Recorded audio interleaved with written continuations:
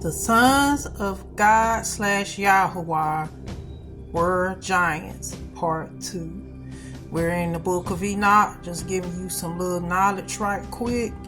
I ended off on part of this here in part 1, and I want to finish off because I want to show you a little more in depth of how these fallen angels brought forth giants, but they also brought forth other things as well, all the way to advanced technology. But before we get started, I just want to show you that in chapter 7, it even gives you the names of those angels that got together and agreed to come on earth and cohabitate with the daughters of men. You can see that in verse 9. You might need to pause if you want to read them all. These giants were very huge, and they were to the point that they couldn't even eat on the produce that the men harvested. They started eating on birds and reptiles and even the fleshly men, drinking on the blood. Cannibalism. I believe that's when cannibalism started, because at one time, I gotta say, we were vegetarians. If you look in one of my videos, and I can't remember, but if you look in one of my videos, Genesis chapter 1 verses 26 through 28 lets you know that not just human beings, but even the beasts of the earth were vegetarians.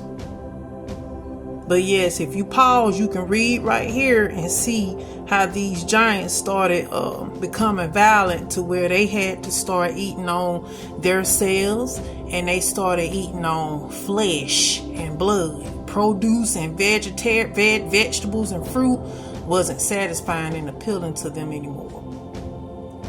I'm not going to hold you up, but Enoch chapter 8 begins to explain how these fallen angels began to teach men how to make things, whether it was technology wise, like it told you up here. It even taught them basically witchcraft.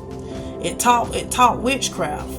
Okay, but these fallen angels taught witchcraft. They taught sorceries. They taught the beautifying of women, which is makeup, and I can't remember if it's in here because I'm trying to be quick.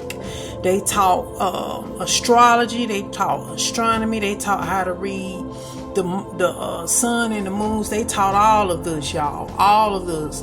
That's why I said it's a reason why the Roman Catholics and these other Bible theologians took a lot of stuff out the Bible. A lot of these extra canonical books that people do not want to claim and accredit. It's a reason why these books were taken out of the Bible.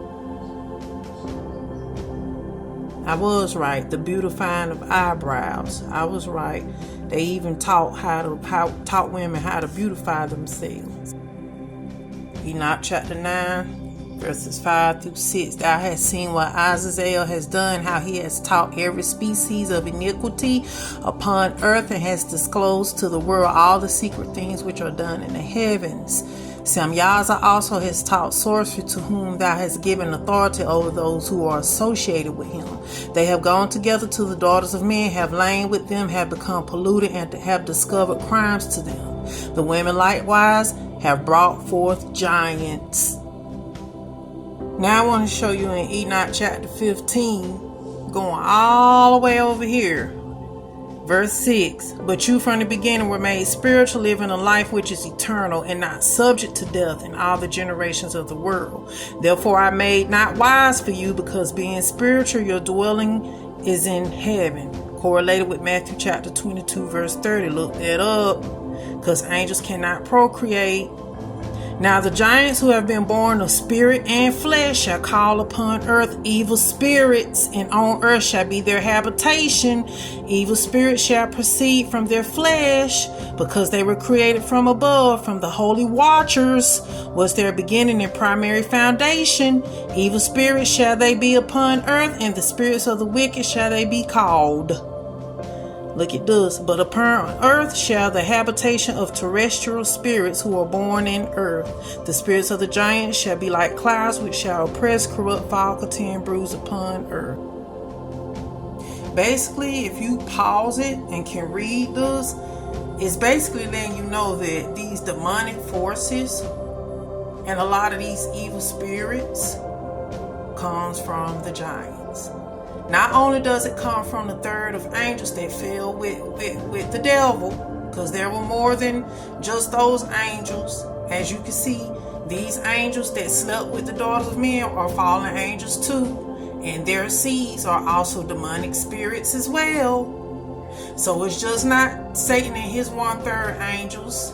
It's also the angels that left their abode and created giants. Those spirits exist right here on the earth as well. So if you pay attention, this rolls all the way over to Noah, and why Noah had to have the ark prepared, because all this that I'm talking about was dealing around Noah's time. Hint, hint, hint. I'm about to explain why this is important. This was dealing around Noah's time. This is the reason why the ark was created, to destroy the earth by flood. Check this out. Matthew chapter 24, starting right here at verse 36, illustration of the days of Noah. But of that day and hour no one knows, not even the angels of heaven, but my Father only. But as the days of Noah were, this is emphasized. If anybody know, or if I have said it before, when you see an italicized word, it's emphasized for a reason. But as the days of Noah were, so also will the coming of the Son of Man be. For as in the days before the flood, they were eating and drinking, married and given in marriage until the day that Noah entered the ark. See, the Bible theologians didn't want to tell you exactly what that meant as of the days of Noah. Just like in the days of Noah's corruption, when people were giving into marriage and partying and not paying attention and the world was corrupt. In addition to that, during the days of Noah, giants walked the earth. And not only did giants walk the earth, there were also other creatures and other beings that walk the earth. That's a whole totally different topic. Truth sounds stranger than fiction. And what I'm about to say before I end this clip is that as the days of Noah were, so will the Son of Man be in this present day and time. And it's not just dealing with giving into marriage and being wild and not taking heed to the prophecy given, just like how Noah was giving out prophetic end times before the flood. We are doing the same thing, just in a different way. And trust and believe, just as the days of Noah were, with those giants and all those other creatures, the reason the earth called out on the Lord and called upon the Lord during that time and era, that comes out of Genesis chapter 4, right here at verse 26, when the earth was corrupt and it was getting worse and worse. It's going to be the same way. It's coming. And people who have seen these footages of giants, even in our day and time and even in our day and era, please quit thinking everything is through AI, and please quit thinking everything is a delusion and entertainment. That's what Satan wants you to believe in, his Illuminati system. They want you to believe that. But everything is not AI and everything is not entertainment.